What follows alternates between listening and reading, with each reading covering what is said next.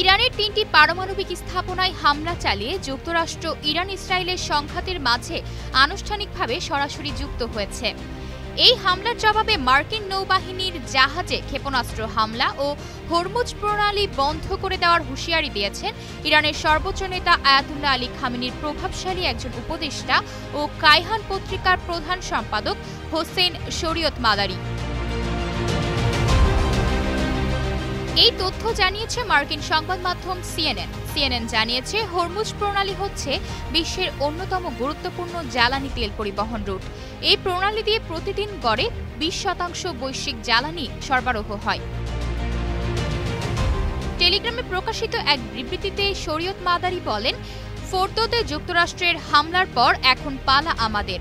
কোনো সংশয় বা বিলম্ব নয়, প্রথম পদক্ষেপ হিসেবে বাহরাইনে মার্কিন নৌবহরে ক্ষেপণাস্ত্র হামলা চালানো হবে এবং একযোগে যুক্তরাষ্ট্র, ব্রিটেন, জার্মানি ও ফ্রান্সের জাহাজ চলাচলের জন্য হরমুজ প্রণালী বন্ধ করে দেওয়া হবে।